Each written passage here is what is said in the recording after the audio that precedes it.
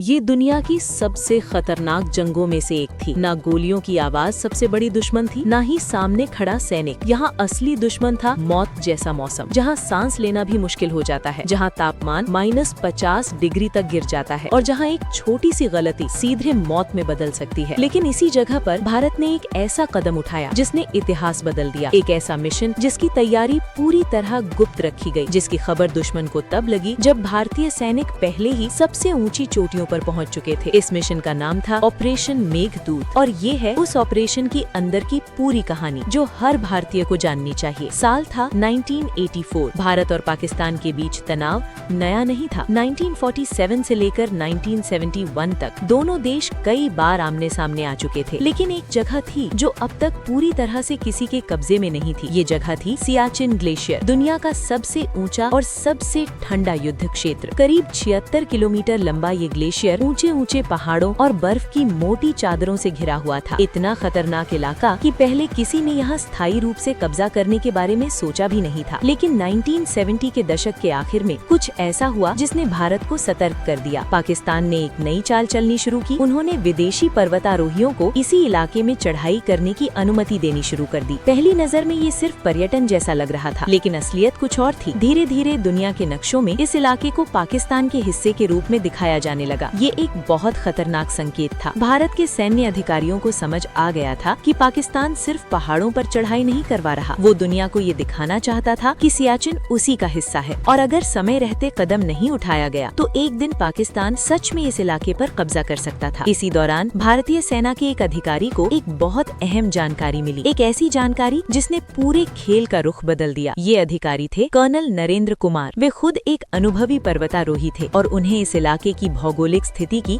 गहरी समझ थी। जब उन्होंने विदेशी नक्शों और दस्तावेजों को ध्यान से देखा तो उन्हें कुछ अजीब लगा। कई नक्शों में सियाचिन के ऊपर का इलाका पाकिस्तान के हिस्से के रूप में दिखाया गया था। ये सिर्फ एक गलती नहीं थी, ये एक सोची समझी रणनीति थी। कर्नल नरेंद्र कुमार ने तुरंत इस बात की जानकारी भारतीय सेना के उच्च अधिकारियों तक पहुंचाई। अब भारत के सामने एक बड़ा सवाल था, क्या इंतजार किया जाए या फिर पहले कदम उठाया जाए। उसी समय पाकिस्तान अपनी तरफ से एक गुप्त योजना तैयार कर रहा था। उनका लक्ष्य साफ था, वे सियाचिन के सबसे महत्वपूर्ण दर्रों पर कब्जा करना चाहते थे। ये दर्रे थे बिलाफोंडला, सियाला और ग्योंगला। ये तीनों जगहें इतनी रणनीतिक थीं कि जो भी इन्हें नियंत्रित करता वो पूरे इलाके पर नजर रख सकता था। पाकिस्तान ने इस मिशन के लिए विशेष पर्वतारोहण उपकरण मंगवाने शुरू कर दिए। उन्होंने यूरोप से बड़ी मात्रा में ठंड में इस्तेमाल होने वाले कपड़े और उपकरण ऑर्डर किए, लेकिन उन्हें नहीं पता था कि भारत उनकी हर गतिविधि पर नजर रख रहा है। भारतीय खुफिया एजेंसियों को उनके इन ऑर्डर की खबर मिल चुकी थी और अब ये साफ हो गया था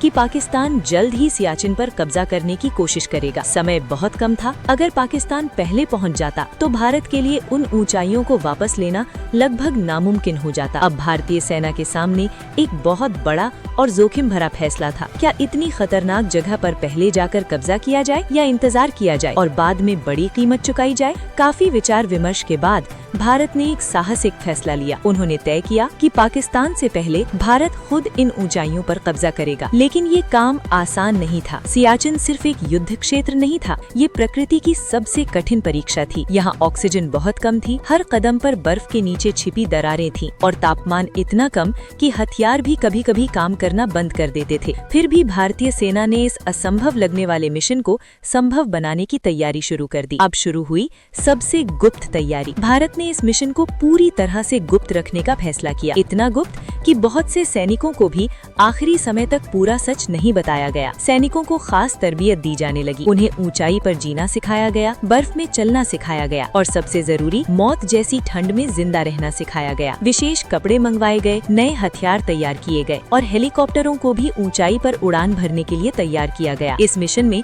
HAL चीता जैसे हल्के हेलीकॉप्टरों की अहम भूमिका होने वाली थी, क्योंकि इतनी ऊंचाई पर सिर्फ हल्के और मजबूत हेलीकॉप्टर ही उड़ान भर सकते थे। हर दिन हर घंटे भारत इस मिशन के और करीब पहुंच रहा था, लेकिन खतरा भी उतना ही बढ़ रहा था, क्योंकि पाकिस्तान भी अपनी तैयारी में लगा हुआ था। ये एक दौड़ थी, एक ऐसी दौड़ जिसमें जो पहले पहुंचेगा वही इतिहास लिखेगा। फिर आया वो दिन जिसने सब कुछ बदल दिया। अप्रैल 1984। बर्फ से ढके पहाड़, तेज हवाएं और आसमान में उड़ते भारतीय हेलीकॉप्टर। भारतीय सैनिक तैयार खड़े थे, उनके सामने था दुनिया का सबसे खतरनाक मिशन और अब वापस मुड़ने का कोई रास्ता नहीं था। कुछ ही घंटों में भारतीय सेना इतिहास रचने वाली थी, लेकिन किसी को नहीं पता था कि आगे क्या होने वाला है। क्या भारतीय सैनिक इतनी ऊंचाई पर सुरक्षित उतर पाएंगे? क्या वे पाकिस्तान से पहले उन दर्रों तक पहुंच पाएंगे, या फिर ये मिशन इतिहास की सबसे बड़ी विफलता बन जाएगा? अगले कुछ घंटे भारत के भविष्य को तय करने वाले थे और यहीं से शुरू होती है ऑपरेशन मेघदूत की सबसे खतरनाक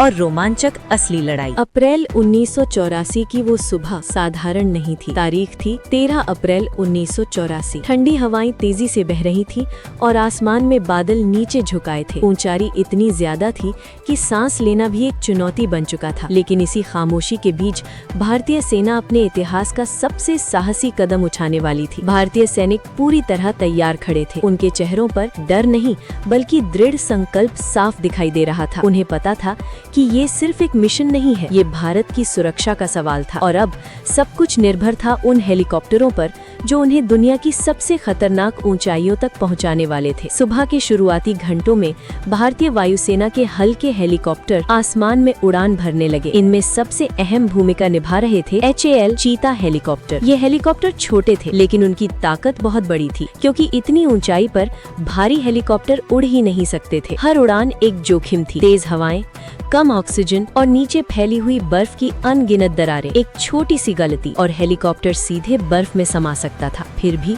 पायलट बिना डरे अपना मिशन पूरा करने में लगे हुए थे। पहला लक्ष्य था बिलाफोंडला पास। ये दर्रा बहुत ही रणनीतिक था। जो इसे नियंत्रित करता वो पूरे इलाके पर नजर रख सकता था। हेलीकॉप्टर धीरे धीरे बर्फ से ढकी चोटियों के ऊपर पहुंचे। नीचे देखने पर सिर्फ सफेद बर्फ दिखाई देती थी। कोई रास्ता नहीं, कोई सुरक्षित जगह नहीं, सिर्फ खतरनाक ढलानें। लेकिन भारतीय सैनिकों ने हार मानने के बारे में सोचा भी नहीं। एक एक करके उन्हें इन ऊंचाइयों पर उतारा जाने लगा। जैसे ही सैनिक नीचे उतरे, उन्होंने तुरंत अपने हथियार संभाले और इलाके को सुरक्षित करना शुरू कर दिया। ये काम बेहद मुश्किल था, क्योंकि जमीन पर खड़े रहना भी आसान नहीं था। पैर बर्फ में धंस जाते थे और हर कदम सोच समझकर रखना पड़ता था। फिर भी कुछ ही घंटों में भारतीय सैनिक बिलाफोंडला पर जम चुके थे। अब अगला लक्ष्य था सियाला पास। ये जगह और भी ज्यादा खतरनाक थी। हवाएं इतनी तेज थीं कि कई बार हेलीकॉप्टर हिलने लगते थे। पायलट को हर सेकंड पूरी सावधानी रखनी पड़ती थी। फिर भी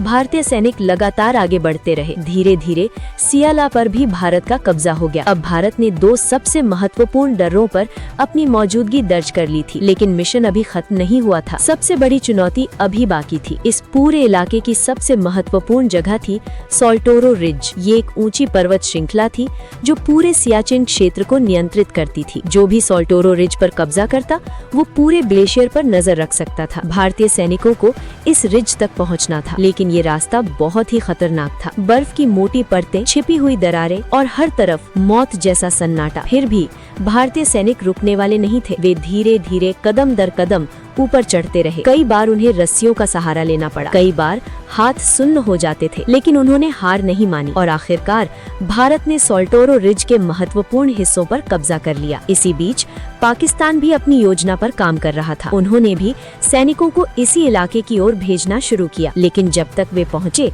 तब तक बहुत देर हो चुकी थी। भारतीय सैनिक पहले ही ऊंचाइयों पर मौजूद थे। ऊपर बैठे सैनिकों को नीचे से आने वाले हर कदम की खबर मिल जाती थी। अब स्थिति पूरी तरह बदल चुकी थी। जो योजना पाकिस्तान ने बनाई थी वो असफल हो चुकी थी। भारत ने इस दौड़ में बाजी मार ली थी, लेकिन असली चुनौती अब शुरू हुई थी। इन ऊंचाइयों पर कब्जा करना एक बात थी, लेकिन उन्हें संभाल कर रखना और भी मुश्किल काम था। यहाँ मौसम सबसे बड़ा दुश्मन बन चुका था। तापमान -40 से -50 डिग्री तक गिर जाता था। तेज हवाएं और लगातार गिरती बर्फ। कई बार सैनिकों को दुश्मन की गोलियों से ज्यादा मौसम से लड़ना पड़ता था। हाथ पैर सुन्न हो जाते थे, सांस लेना मुश्किल हो जाता था। फिर भी भारतीय सैनिक अपनी जगह पर डटे रहे। उन्होंने हर मुश्किल का सामना किया, क्योंकि उन्हें पता था कि अगर ये ऊंचाइयां छूट गईं तो दुश्मन को बहुत बड़ा फायदा मिल सकता है। समय बीतता गया। भारत ने इन ऊंचाइयों पर अपनी पकड़ मजबूत कर ली। धीरे धीरे पूरे सियाचिन क्षेत्र में भारत की मौजूदगी स्थायी हो गई और यही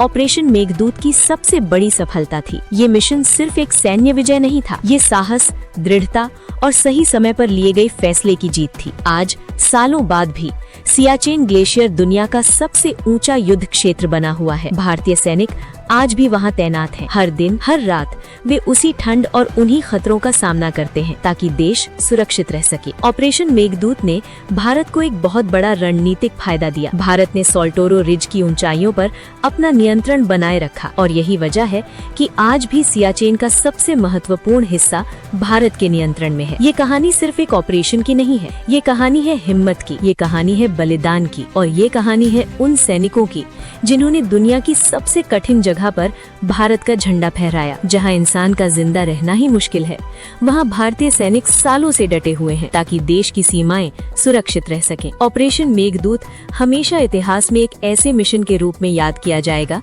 जिसने ये साबित कर दिया कि जब हिम्मत, योजना और सही समय एक साथ मिल जाएं, तो असंभव भी संभव बन जाता है। और यही है ऑपरेशन मेघदूत की अंदर की सच्ची कहानी।